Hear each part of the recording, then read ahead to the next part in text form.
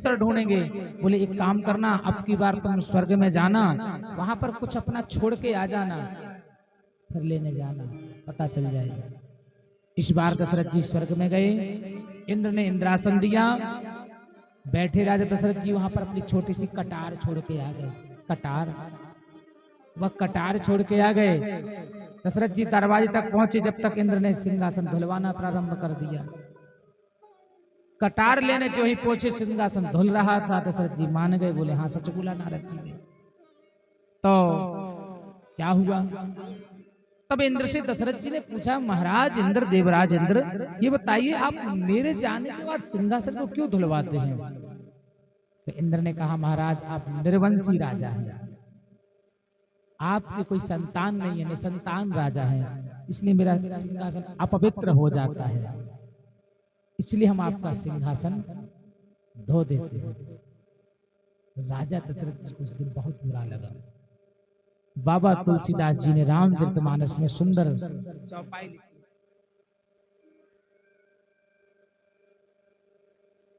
आइए प्रारंभ करते हैं कथा वहीं से। एक बार भूपत मन माही, भई ज्ञान मोरे सुत नाई। एक बारे भूपति मन माही, भई ज्ञानी मोरे सुत नाई। एक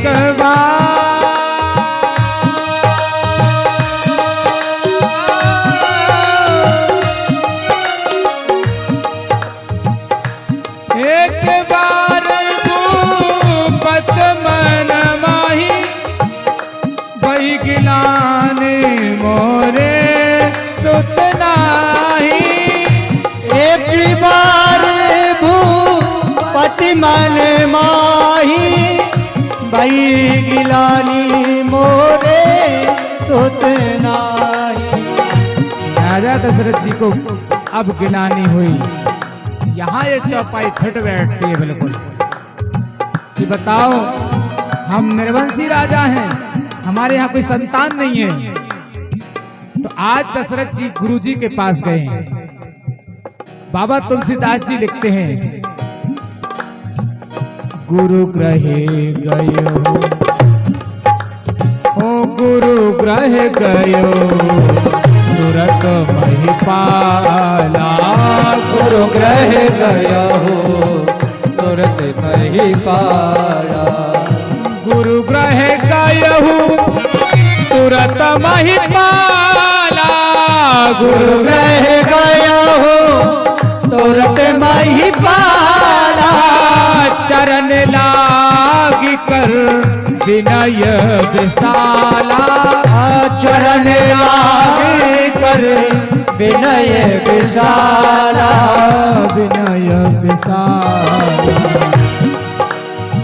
निज दुख सुख सब गुरु ही सुनावो। निज दुख सुख सब गुरु ही सुनायो।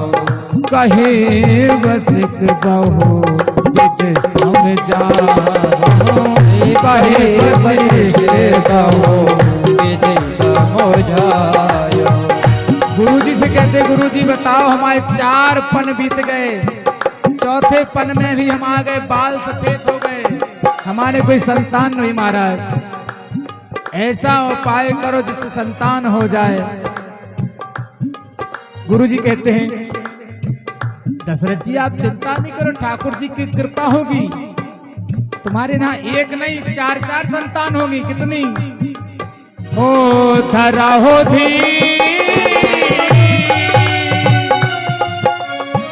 धरा हो धी,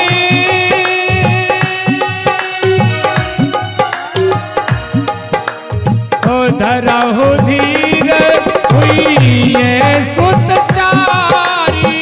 धरा हो धीरे होई ये सुत चारी। त्रिभुवन विदित सकल संसार। त्रिभुवन विदित भगत भरहार। त्रिभुवन विदित भगत भयहारी। त्रिभुवन विदित भगत भयहारी। हे दशरथ जी, आपके यहाँ एक नहीं 4 संतान होंगे। कितनी होंगी? हुई यही सुत 4 और त्रिभुवन विदित भगत भयहारी। भक्तों के भय को हरण करने वाली संतान होगी। लेकिन होंगी कब? बोले जाओ श्रृंगी ऋषि को बुलाओ। किसको बुलाओ? श्रृंगी ऋषि को। बोले वही जो है तुम्हारे यहाँ पर एक यज्ञ करेंगे, इसका नाम है पुत्र कामना यज्ञ। वशिष्ठ जी ने दशरथ जी से कहा और दशरथ जी श्रृंगी ऋषि को लेने गए। तो श्रृंगी जी आए और तुलसीदास जी लिखते मानस जी में, श्रृंगी ऋषि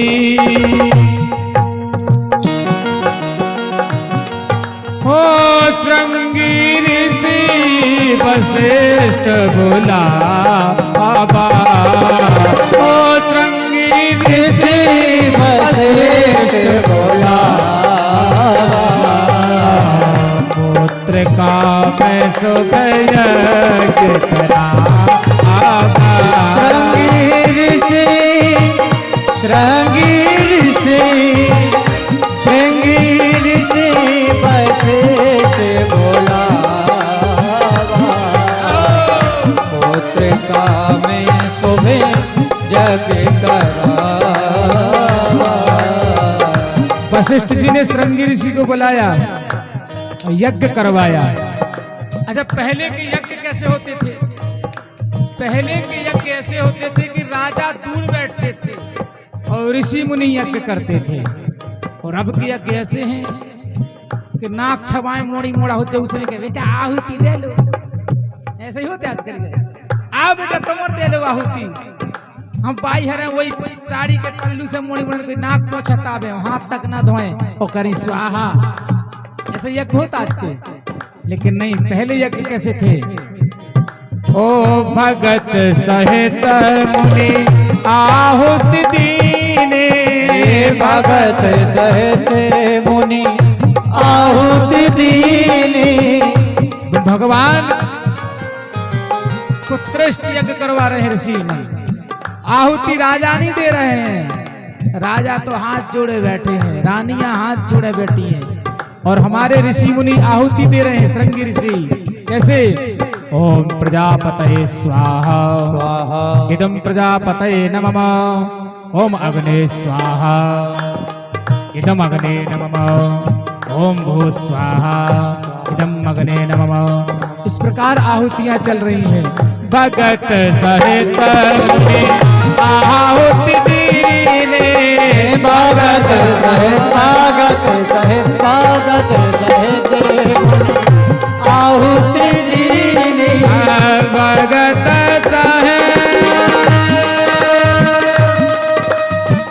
भगत सहित मुनि आहुति दीने। भगत सहित मुनि आहुति दीने। प्रगटे अगन चरो करलीने।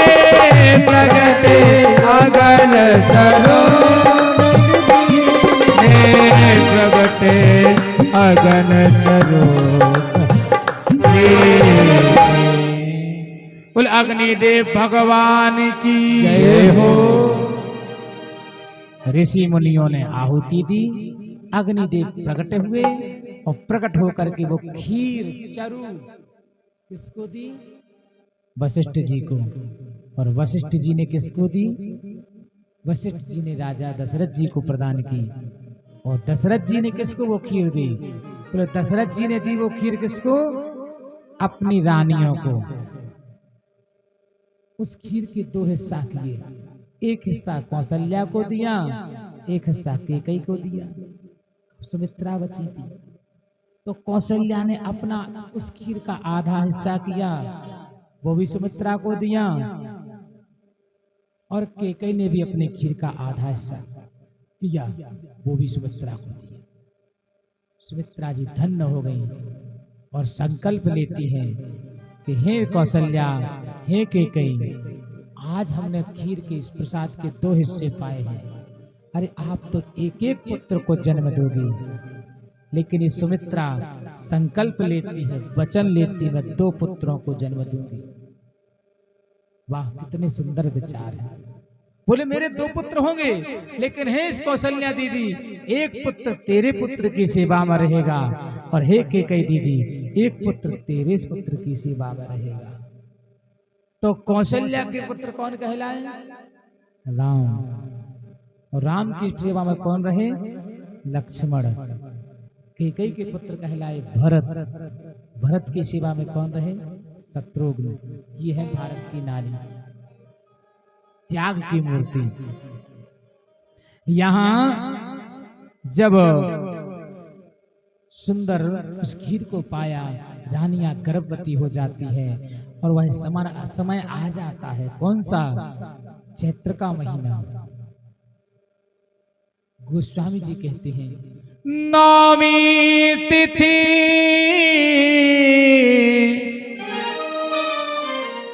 नौमी तिथि मधुमास पुनीता, शुक्ल पक्ष अभिजित हरि प्रीता। नौमी तिथि नौमी तिथि नौमी तिथि मधुमास पुनीता, शुक्ल पक्ष अभिजित हरि प्रीता, शुक्ल पक्ष अभिजित हरि प्रीता। चैत्र का मधुमास, बसंत ऋतु है, नए पल्लव खिलाए, नौमी तिथि है, पुख्य नक्षत्र है, अभिजित नक्षत्र आ गया, और दोपहर के 12 बजे है, और 12 बजे के बाद उसी मध्याह्न काल में कौशल्या के सामने हमारे रामलला सरकार का प्राकट्य हो जाता है। रामलला सरकार की बताओ, इतनी सी खुशी भई तुम्हें भगवान राम जी को प्रकट भय। गोस्वामी तुलसीदास जी कहते हैं, भय प्रगट कृपाला दीन दयाला कौशल्या हितकारी, भय प्रगट कृपाला। सब लोग गाइए। भय प्रगट कृपाला दीन दयाला कौशल्या हितकारी, हर सिद्ध महतारी मुनि मनहारी, अद्भुत रूप विचारी, अद्भुत रूप विचारी, लोचन अभिरामा धन श्यामा, लोचन अभिरामा तनु घन श्यामा, निज आयुध भुज चारी, भूषण बनमाला नयन विशाला, शोभा सिंधु करा, कर कोई कर जोरी अस्तुति तोरी, कह करो अनंता, माया गुण ज्ञाना प्रीत हमारा वेद पुराण भरता, करुणा सुख सागर गुण आगर, यही गावही ऋतु चलता, महत लागे जय अनुरागे, भयहु प्रगट श्री ब्रह्मांड ने गाया तेरे रस माया, रोम रोम प्रति वेद कहे, ममे और सोवासी यह उपहासी, सुनत धीरे मत तेरे न रहे, सुनता जब ज्ञाना हो मुस्काना, चरित बहुत कही कथा सुहाई बाती बुझाई जय प्रकार सुत प्रेम माता पुनि बोली सोमति रो रजहु तात यह रूपा देश सुशीला अति नयशीला यह सुख परम अनूपा सुन बचन सुजाना रोदन ढाना हुई बालक सुर भूपा चरित जगा गए हरि पद पावे तेरा करे भवभूपा चरित जगा गए हरि पद पावे तेरा करे भवभूपा तेरा करे भवभूपा तेरा करे भवभूपा।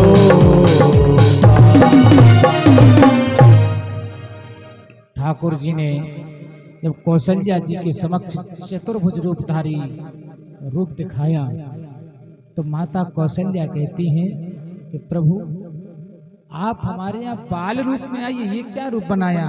कहते ना तो स्वामी तुलसीदास जी लिख रहे हैं माता पुनि बोली माता पुनि बोली सो मत डोली तजौ तात यह रूपा। प्रभु आप ये रूप त्यागिएगा, आपने वरदान दिया था कि हम आपके यहाँ पर बाल रूप में आएंगे, तो आप चतुर्भुज रूप में आएंगे। आ गए। भगवान बोले क्या करना है। बोले कीजे शिशु लीला अति नयशीला। आप शिशु लीला करो, बालक बन जाओ। भगवान तुरंत बालक बन गए। बोले मैया आप तो ठीक है बालक बन गया ना। मैं बोले बालक तो बन गए प्रभु, लेकिन अभी भी बालक जैसे गुण नहीं आए आप में। बोले क्या करना पड़ता है बालक बन के। हम तो पहली बार बालक बन रहे, अब पहली बार पूर्ण रूप में भगवान अवतार लिए ना। बोले माँ मैं तो पहली बार बालक बना हूँ, करना क्या पड़ेगा। बोले अरे जो बालक पैदा होता है, शिशु पैदा होता है, बोलता नहीं है। तुम तो बोलते हुए पैदा हुए हो, सारी अयोध्या में हल्ला मच जाएगा कि देखो तो कौशल्या के ऐसा अद्भुत बालक हुआ है, 4-4 हाथ वाला। पहले 2 हाथ गायब करो अपने। भगवान ने दोनों हाथ गायब कर दिए, अंतर्धान कर दिए। अब बोले अब बोलो नहीं, चुप रहो। बोले करना क्या पड़ेगा। बोले कीजे शिशु लीला अति प्रियशीला यह सुख परम अनुपा। मतलब जो मुझे सुख मिले आप रोइए। बच्चा पैदा होता तो क्या करना पड़ता, क्या होता है, रोता है कि नहीं। जब तक रोएगा नहीं तब तक पता नहीं चलेगा कि बच्चा पैदा हुआ है कि नहीं हुआ है। भगवान बोले अच्छा लोक है धरती लोक, यहाँ पर पैदा हो तो रोना पड़ता है और मरो सो रोना पड़ता है। भगवान ने कहा माँ की आज्ञा सिरोधार्य और सुने बचन सुजाना रोदन ठाना। तुलसीदास जी बोले मैया के वचन सुनकर प्रभु ने सुन बचन सुजाना रोदन ठाना। अब भगवान ऐसे रोए के पूरी अयोध्या को सिर पे धारण कर लो। इतने तेज रोने लगे। कौशल्या जी बोली ठाकुर जी इतने तेज भी रुलाओ, घबरा जाए सब जने, तुम्हारी जे हो जाए, कम कर लो रोगो। सुने बचन सुजाना रोजन रोदन ठाना। तब भगवान कहते हैं ठीक है मैया कम रोएंगे। होए बालक सुरभूपा। सारा संसार का मालिक, सारे संसार को पालन करने वाले आज शिशु रूप में अयोध्या में आ गए हैं। तो सारी अयोध्या को जो है पता चला कि कौशल्या के लाला भयो है। आनंद की लहर ढूंढ गई, जो है आनंद की लहर जो है छा गई। घर घर मंगलाचार होने लगे, घर घर बधाइयां बजने लगी, कलश रखे गए, बंधनवार सजाए गए, तोरण पताका बनाए गए, दुल्हन की तरह अयोध्या को सजाया गया। यहाँ पर कौशल्या जी के यहाँ पर राम जी हुए तो कैकेयी के यहाँ पर भरत जी प्रकट भये और सुमित्रा जी के यहाँ पर लक्ष्मण शत्रुघ्न भये। आइए हम थोड़े राम जन्म की बधाई गा लें। राम जन्म